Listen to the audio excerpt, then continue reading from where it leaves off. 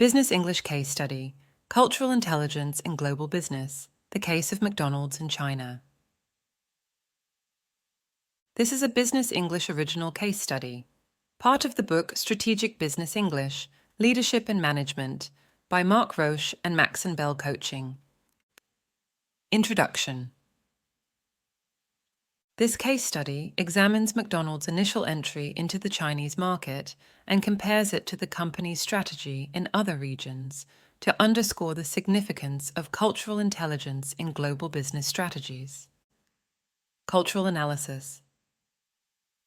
McDonald's entry into China highlights the role of culture in shaping business strategies. Key aspects of Chinese culture impacting business include the concept of face, mianzi. This represents a person's dignity and prestige in social contexts. In business, preserving face is crucial, affecting interactions and marketing communications. Collectivism versus individualism. The preference for collectivism in Chinese culture affects decision-making and marketing strategies, favoring consensus over individuality. Communication styles. Indirect communication and non-verbal cues are predominant, influencing negotiations and business dealings. Hierarchical structures. A deep respect for hierarchy dictates business interactions and decision-making. Long-term orientation. Emphasizing long-term relationships is key in Chinese business culture, influencing market entry and growth strategies. These cultural attributes need a tailored approach to business strategy and marketing. McDonald's global strategy and its application in China. Founded in 1955, McDonald's has grown globally through a mix of standardization and localization. In China, the company adapted its menu and marketing to align with local tastes and cultural elements. This included embracing digital platforms and addressing the rising health consciousness and preferences of the Chinese middle class. Despite these efforts, McDonald's faced significant challenges, most notably illustrated by an advertising misstep. The kneeling advert. The controversy centered around an advert featuring a Chinese man kneeling before a McDonald's salesperson, pleading for a discount. This deeply offended the Chinese concept of face, as kneeling is traditionally associated with solemn respect and humility. This misstep showcased a gap in cultural understanding, highlighting the need for awareness and adaptation in global marketing strategies. McDonald's in China versus other markets. India. In stark contrast to China, McDonald's strategy in India was marked by significant success from the onset due to its cultural adaptability. Recognizing the dietary preferences and religious sentiments, McDonald's India introduced vegetarian options and excluded beef products.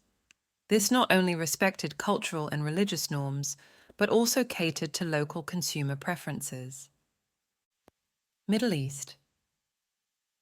In Islamic countries, McDonald's success in offering halal-certified products and incorporating regional preferences into its menu shows a well-adapted strategy, respecting local religious and cultural practices. Lessons learnt from the global players.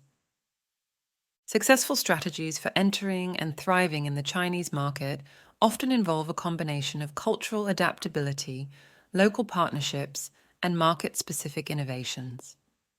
Companies that have made a mark in China typically embrace the following approaches, supported by data and real-world outcomes. 1. Joint ventures and local partnerships. Many foreign companies have succeeded by forming joint ventures or partnerships with local Chinese firms. This strategy provides access to local market knowledge, distribution networks, and regulatory navigation. For instance, VW's joint ventures with SAIC Motor and Ford Group have made it one of the most successful foreign automakers in China, capturing a significant market share. 2. Localization of products and services. Adapting products to meet local tastes and preferences is crucial. KFC, one of the most successful foreign brands in China, has localized its menu to include items like rice dishes, soy milk drinks, and traditional Chinese breakfasts.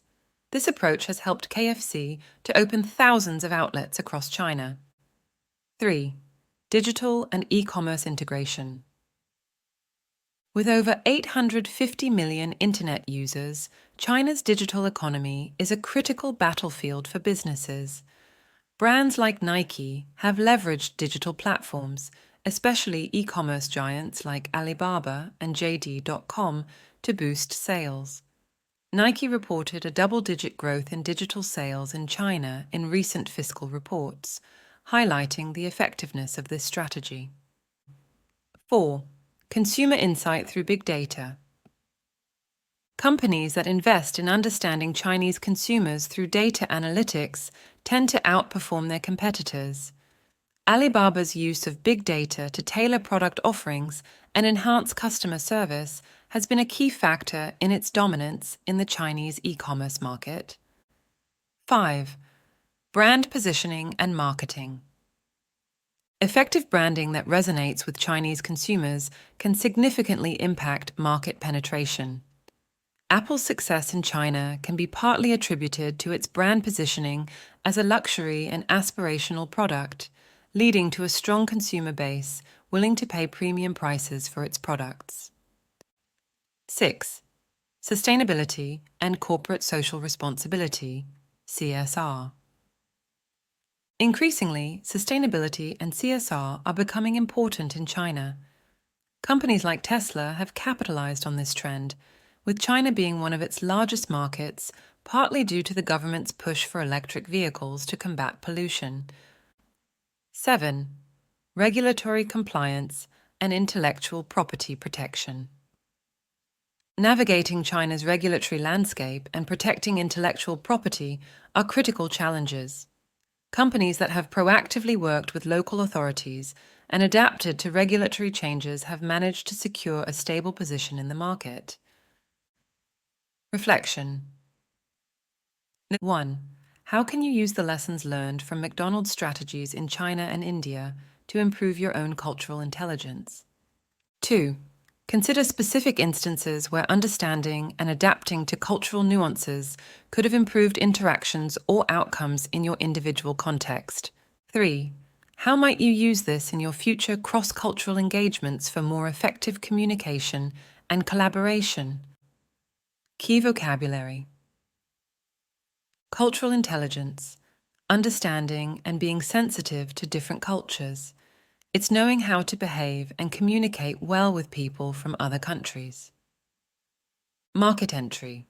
When a company starts selling products or services in a new country, it's moving into a new market where people haven't seen your products before. Cultural dynamics. How the culture of a place affects the way business is done.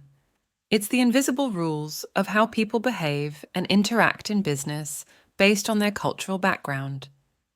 Collectivism versus individualism. Collectivism values the group over the individual. In a collectivist culture, people often make decisions together and prioritize the group's needs. In contrast, individualistic cultures value personal freedom and individual decision-making. Communication styles, the way people talk and share information. In China, people often use indirect communication and nonverbal signs like body language instead of saying everything directly. Hierarchical structures. This is about who is in charge and the levels of authority in a business. In many cultures, including China, it's important to respect those in higher positions and understand your place in the hierarchy. Long-term orientation, planning and working towards future goals and benefits, rather than just looking for quick wins. In Chinese business, building lasting relationships and thinking about the long-term impact of decisions is very important. Localization, changing products or marketing to fit the local culture and preferences. It's adapting your menu in a restaurant to include local favorite dishes, so more people will enjoy eating there. Global strategy, a plan a company uses to operate and sell products around the world. It includes how to enter new markets, compete internationally, and adjust to different cultures. Joint ventures. When two companies form a new business together, sharing the profits and control. This is often done in foreign markets to combine local knowledge with the resources of a foreign company. Digital platforms, online services, or sites where businesses can sell products, advertise, or interact with customers. Examples include social media, e-commerce websites, and apps. Consumer insight, understanding what customers want and need. Companies use data and research to figure out how to make their products more appealing to people. Brand positioning, how a brand is perceived in the market and in the minds of consumers. It's about making your brand stand out by highlighting what makes it unique or better than others. Corporate social responsibility, CSR. When companies try to make a positive impact on society and the environment. This includes doing things like reducing pollution, helping communities, and being good to employees. Regulatory compliance, following the rules and laws in the places where you do business. It's important to make sure your company isn't breaking any laws, which can lead to fines or other penalties. Intellectual property protection. Keeping your company's creations, like inventions, logos, and products, safe from being copied without permission. It's like making sure no one else can steal your ideas and use them as their own. If you're committed to enhancing your skills systematically, the Strategic Business English Self-Study Program offers a structured, clear path to improvement. To download the official workbook and vocabulary builder for this audio lesson, please visit us at macsonbell.com. Thanks for listening. This has been a Business English original by Marc Roche and Macson Bell Coaching.